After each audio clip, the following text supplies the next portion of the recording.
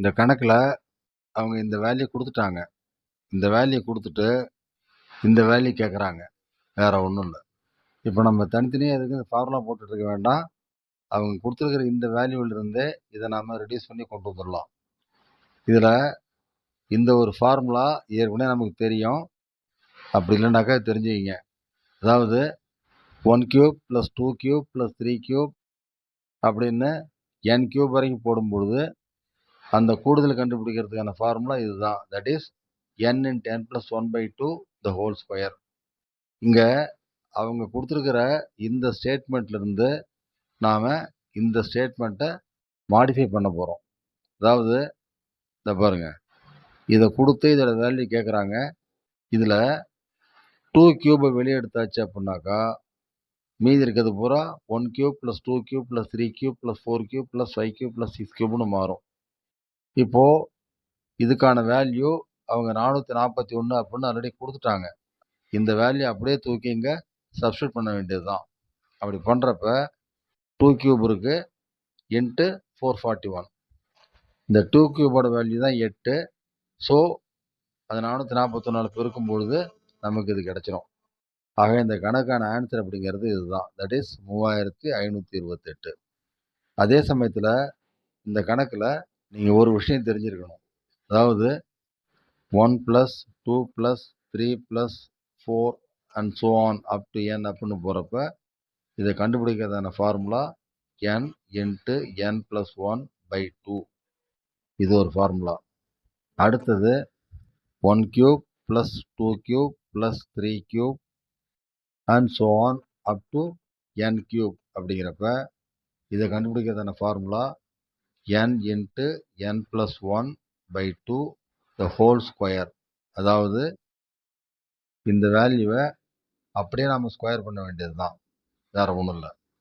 இங்கே இருக்கக்கூடிய இந்த கூட்டுத்தொடர் இருக்குல்ல, இது அப்படியே ஒரு உறுப்பும் கியூப் அப்படின்னு மாறுறப்ப இதோட வேல்யூ கண்டுபிடிக்கிறதுக்கு இந்த ஃபார்முலாவை அப்படியே நாம் இங்கே ஸ்கொயர் பண்ணிடுறோம், வேறு ஒன்றும் இல்லை. அடுத்தது இன்னொரு விஷயத்தையும் நாம் இதில் அடாப்ட் பண்ணுறோம். அதாவது ab the whole power n is equal to a power n into b power n. இந்த மாதிரி பிரித்து எழுதிக்கிறோம்.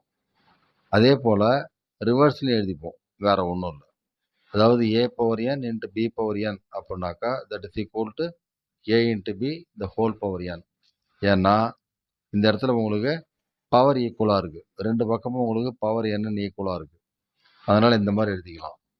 இப்போது அவங்க கொடுத்துருக்கிற கணக்கில் 2 cube plus 4 cube plus 6 cube plus 8 cube and so on அப்படின்னு இருக்குது.